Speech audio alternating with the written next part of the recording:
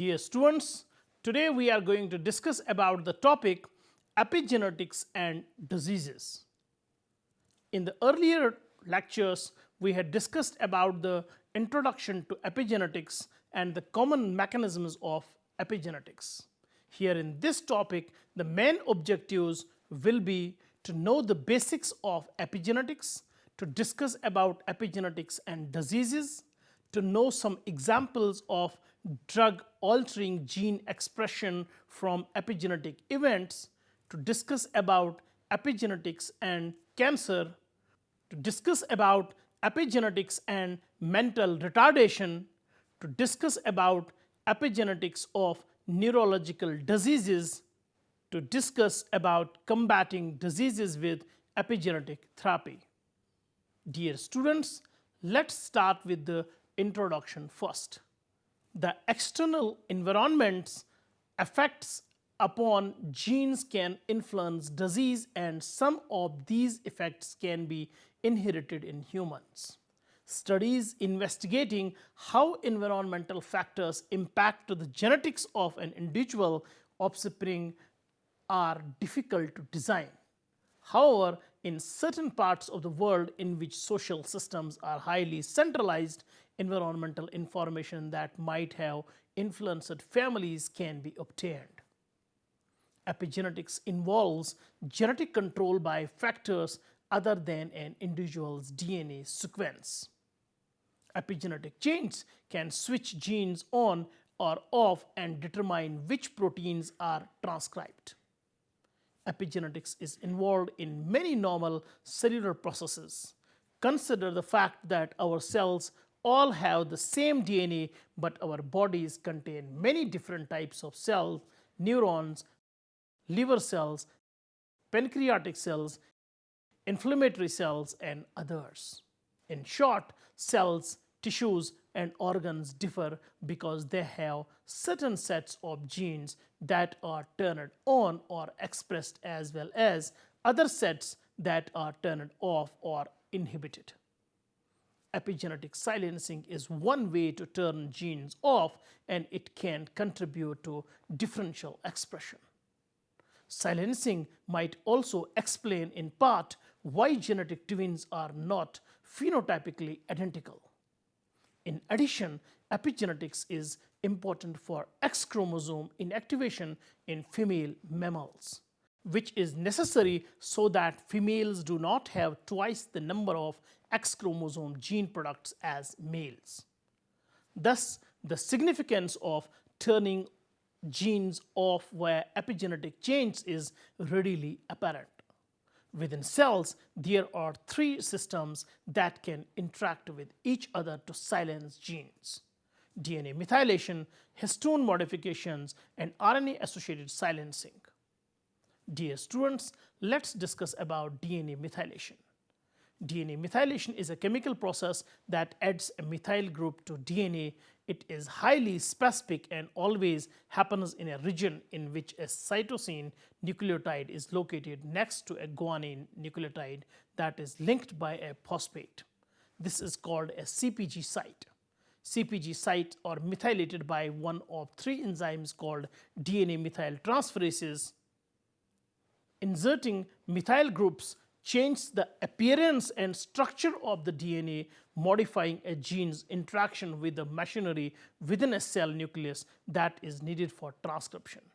DNA methylation is used in some genes to differentiate which gene copy is inherited from the father and which gene is copy inherited from the mother, a phenomenon known as imprinting.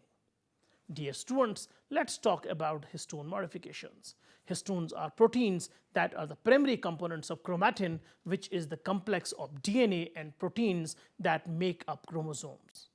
Histones act as spool around which DNA can wind. When histones are modified after they are translated into protein, that is post-translational modification, that can influence how chromatin is arranged, which in turn can determine whether the associated chromosomal DNA will be transcribed.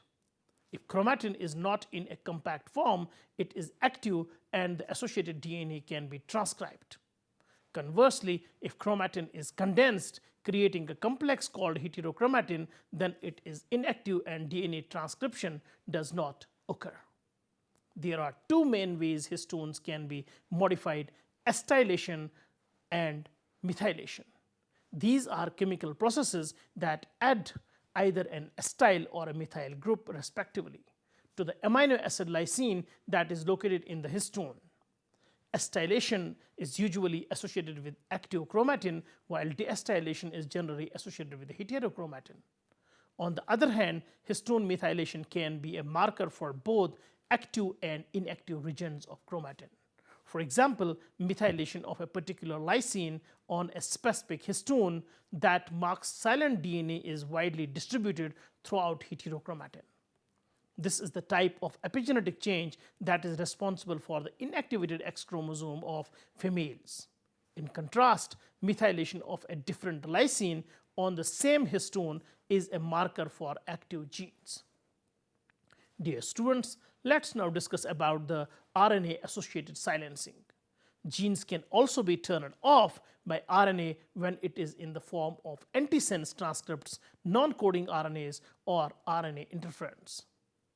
RNA might affect gene expression by causing heterochromatin to form or by triggering histone modifications and DNA methylation.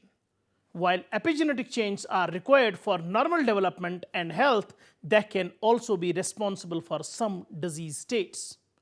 Disrupting any of the three systems that contribute to epigenetic alterations can cause abnormal activation or silencing of genes. Such disruptions have been associated with cancer, syndromes involving chromosomal instabilities, and mental retardation. Epigenetics gives way to the conclusion that if genes can be programmed by the environment, then they could also be potentially reprogrammed. This has implications that would result in being able to undo unfavorable epigenetic variations, control diseases like cancer, reduce susceptibility to addictions, encourage health behaviors, etc. Epigenetics in cancer research is one area of increased interest in the scientific community. Cancer has been linked to the presence of epigenetic abnormalities. Reprogramming epigenetic factors could thus result in a way to treat, prevent, and cure cancer effectively. Epigenetic drugs can treat not just cancer but also cardiovascular, neurological, and metabolic disorders. Dear students, let's discuss about the epigenetics and diseases in detail. Epigenetics has many and varied potential medical applications. Epigenetics has the potential to explain mechanisms of aging, human development, and the origins of cancer, heart diseases, mental illness, as well as several other conditions. It is assumed that epigenetics may ultimately turn out to have a greater role in disease than genetics. Let's first discuss the twins. Direct comparisons of identical twins constitute an optimal model for interrogating environmental epigenetics. In the case of human with different environmental exposure, monozygotic, that is identical twins, were epigenetically indistinguishable during their early years, while older twins had remarkable differences in the overall content and genomic distribution of 5-methylcytosine DNA and histone acetylation. The twin pairs who had spent less of their lifetime together and or had greater differences in their medical histories were those who showed the largest differences in their level of 5-methylcytosine DNA and acetylation of histone H3 and H4. Dizygotic, that is fraternal, and monozygotic, that is identical twins, show evidence of epigenetic influence in humans.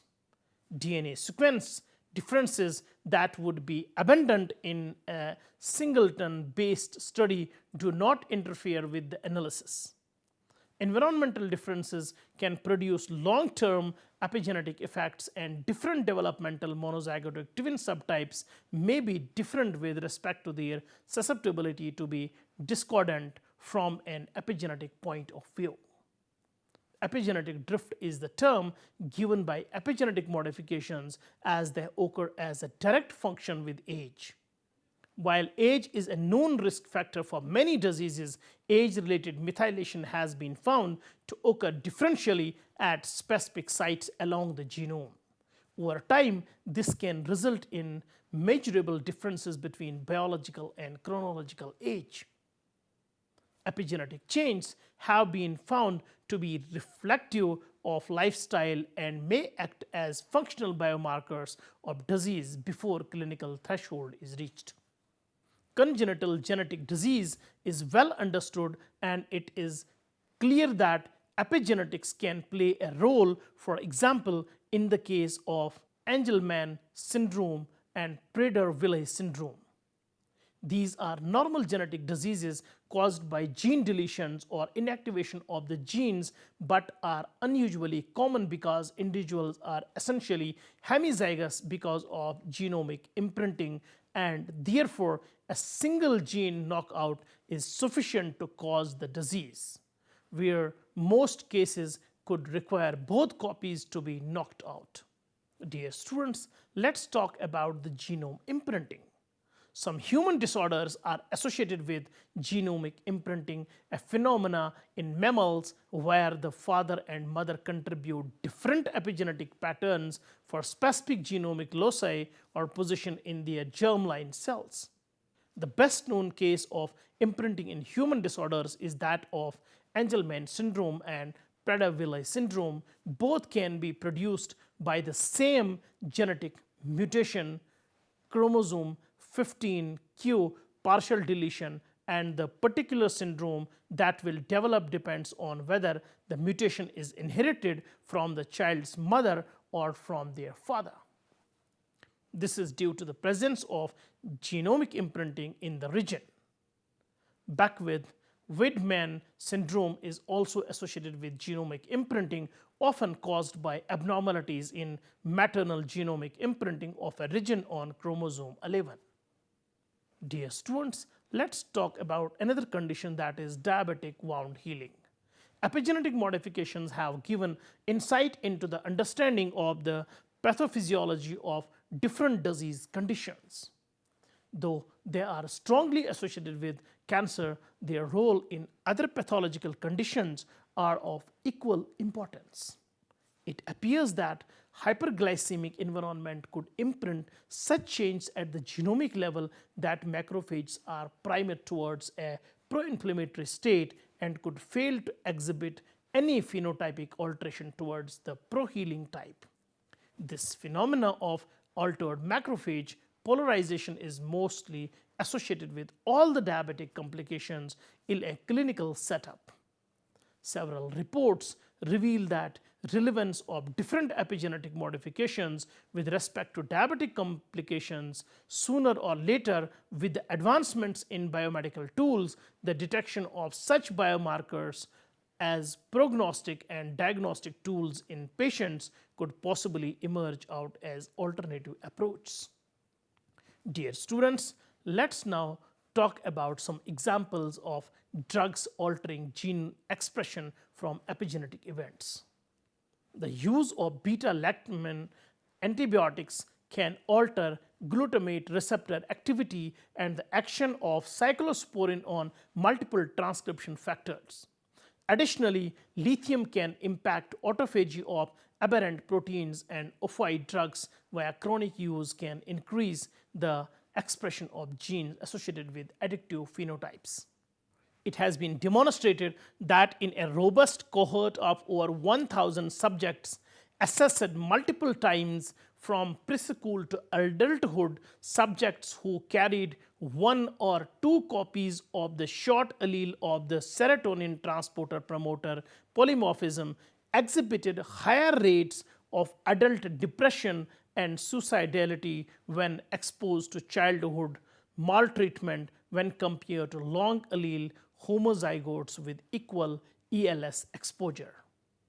Dear students, parental nutrition in utero exposure to stress or endocrine disrupting chemicals, male-induced maternal effects such as the attraction of differential mate quality and maternal as well as paternal age and offspring gender could all possibly influence whether a germline epimutation is ultimately expressed in offspring and the degree to which intergenerational inheritance remains stable throughout posterity. However, whether and to what extent epigenetic effects can be transmitted across generations remains unclear, particularly in humans. Dear students, let's talk about the role of addiction in epigenetics. Addiction is a disorder of the brain's reward system which arises through transcriptional and neuroepigenetic mechanisms and occurs over time from chronically high levels of exposure to an addictive stimulus. For example, morphine, cocaine, sexual intercourse, and gambling, etc. Transgenerational epigenetic inheritance of addictive phenotypes has been noted to occur in preclinical studies. However, robust evidence in support of the persistence of epigenetic effects across multiple generations has yet to be established in humans. For example, an epigenetic effect of prenatal exposure to smoking that is observed in great-grandchildren who had not been exposed. Another factor is depression. Epigenetic inheritance of depression-related phenotypes has also been reported in a preclinical study. Inheritance of paternal stress-induced traits across generations involved small non-coding RNA signals transmitted the paternal germline. Dear students, let's now discuss about the epigenetics and cancer. The first human disease to be linked to epigenetics was cancer. In 1983, researchers found that diseased tissues from patients with colorectal cancer had less DNA methylation than normal tissues from the same patient. Because methylated genes are typically turned off, loss of DNA methylation can cause abnormally high gene activation by altering the arrangement of chromatin.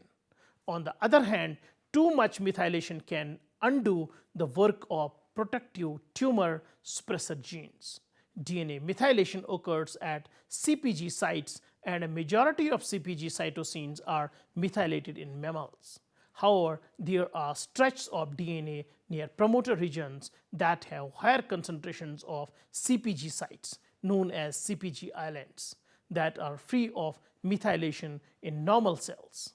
These CpG islands become excessively methylated in cancer cells, thereby causing genes that should not be silenced to turn off. This abnormality is the trademark epigenetic change that occurs in tumors and happens early in the development of cancer. Hypermethylation of CpG islands can cause tumors by shutting off tumor suppressor genes. In fact, these types of changes may be more common in human cancer than DNA sequence mutations. Dear students, let's talk about the epigenetics of diabetes. Insufficient secretion of insulin from the pancreas results in abnormal blood glucose levels, leading to type 2 diabetes. The findings of numerous studies emphasize the critical role of epigenetic errors in type 2 diabetes. Intrauterine stress prior to or during pregnancy has been reported to increase the susceptibility to diabetes during postnatal life. Intrauterine stress that may adversely affect adaptive physiological and cellular responses in key organs may be attributed to nutritional, environmental, maternal, placental, or genetic factors. It has been suggested that the susceptibility to metabolic disease during adult life involves in utero epigenetic mechanisms influenced by intrauterine stress factors. It has been observed that as compared to non-insulin expressing cell types, the promoter region of insulin producing beta cells is hypomethylated. Further, it is demonstrated that expression of the insulin gene is negatively associated with DNA methylation at a CpG site located at 182 base pairs upstream of the insulin promoter. Further, H4 hyperacetylation and H3 dimethylation at lysine 4 has been reported in patients with type 2 diabetes. Thus, the expression of epigenetic change in pancreatic islets and beta cells significantly affects diabetes risk in individuals. Dear students, let's discuss about the epigenetics and mental retardation. Fragile X syndrome is the most frequent inherited mental disability, particularly in males. Both sexes can be affected by this condition, but because males only have one X chromosome, one Fragile X will impact them more severely. Indeed, Fragile X syndrome occurs in approximately 1 in 4,000 males and 1 in 8,000 females. People with this syndrome have severe intellectual disability, delayed verbal development, and autistic-like behavior. Fragile X syndrome gets its name from the way the part of the X chromosome that contains the gene abnormality looks under a microscope. It usually appears as if it is hanging by a thread and easily breakable. The syndrome is caused by an abnormality in the FMR1, that is Fragile X mental retardation 1 gene. People who do not have Fragile X syndrome have a 6 to 50 repeats of the trinucleotide CGG in their FMR1 gene. Too many CGGs cause the CPG islands at the promoter region of the FMR1 gene to become methylated. Normally, they are not. This methylation turns the gene off, stopping the FMR1 gene from producing an important protein called Fragile X mental retardation protein. Loss of this specific protein causes Fragile X syndrome. Although a lot of attention has been given to the CGG expansion mutation as the cause of Fragile X, the epigenetic change associated with FMR1 methylation is the real syndrome culprit. Fragile X syndrome is not the only disorder associated with mental retardation that involves epigenetic change. Other such conditions include Rubinstein, Tabby, Coffin-Lowry, Prader-Willi, Angelman, Beckwith-Wiedemann, ATRX, and Rett syndromes. Dear students, let's now talk about the epigenetics of neurological diseases. Recent studies have suggested that neurological diseases are also caused by epigenetic anomalies. Evidence suggests that de novo methylation and DNA methyltransferases, that is DNMT, maintenance is critical for neuronal function and neurological behavior. In patients with schizophrenia, bipolar disorder, elevated DNMT1 levels were found in GABAergic neurons. Further, hypermethylated GAD67 and RELN associated with low transcript levels were observed in cells from patients with neurological diseases. In Alzheimer's disease, significant DNA hypomethylation in the temporal neocortex has been observed. In brain tissues from patients with Alzheimer's disease, DNA methylation markers are significantly reduced. However, a study of blood samples from patients with Alzheimer's disease showed elevated line 1 methylation compared to samples from age-matched controls. In autism, a cumulative effect of genetics, that is mutations in synaptic factors, and the environment has been suggested. Epigenetics may connect these two contributory factors leading to disease development. Environmental factors such as stress, maternal care, dietary insufficiencies, drugs, and mental and neuronal stimulation may affect brain function by altering the epigenetic profile of genes. Dear students, let's discuss about combating diseases with epigenetic therapy. Because so many diseases such as cancer involve epigenetic change, it seems reasonable to try to counteract these modifications with epigenetic treatments.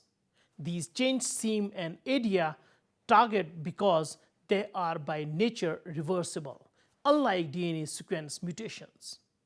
The most popular of these treatments aim to alter either DNA methylation or histone acetylation.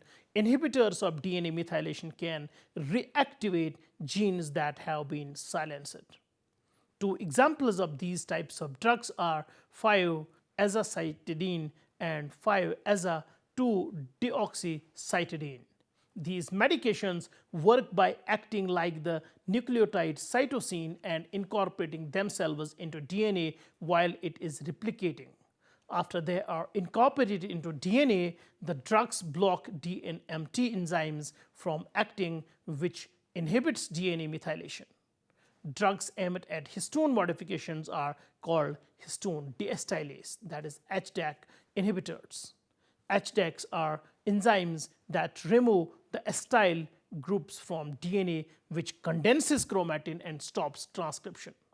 Blocking this processes with HDAC inhibitors turns on gene expression. The most common HDAC inhibitors include phenylbutyric acid, SAHA, depsipeptide, and valproic acid. Caution in using epigenetic therapy is necessary because epigenetic processes and changes are so widespread. To be successful, epigenetic treatments must be selective to irregular cells.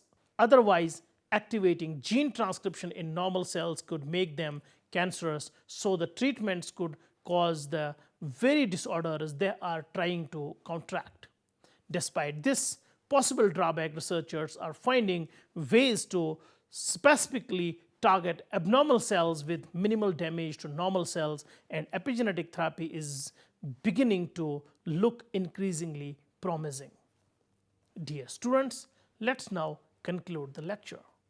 Epigenetics is a promising field of research because of the potential to regulate gene expression without changing the DNA sequences, which may likely cause safety and ethical concerns if performed in humans.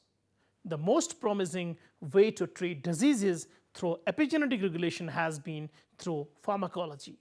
Previously, clinical trials for drugs formulated to block epigenetic modifications associated with cancers have proved successful. The FDA, that is Food and Drug Administration of America, has approved a number of these drugs which target epigenetic regulators to treat various cancers, including azacitidine and decitabine for myelodysplastic syndrome, penobinostat for multiple myeloma, and romidepsin for cutaneous T-cell lymphoma. More drugs are likely to be approved in the coming years as a number of clinical trials for DNA methylation inhibitors and histone modification inhibitors are underway. In addition to cancers, many conditions associated with genomic imprinting are the result of malfunctioning epigenetic mechanisms.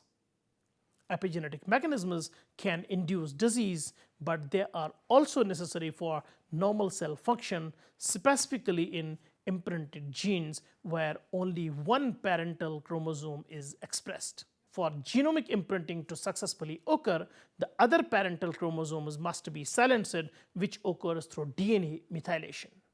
Noteworthy conditions associated with the abnormalities in gene imprinting include Prader-Willi syndrome, Angelman syndrome, Beckwith-Wiedemann syndrome, Russell-Silver syndrome, and Rubinstein-Taybi syndrome. Studies have shown positive results for epigenetic-based therapies for imprinting disorders, which may be a field of increased focus in the coming years in research for better treatments. The role of epigenetics in human diseases has been considered from a half of century ago.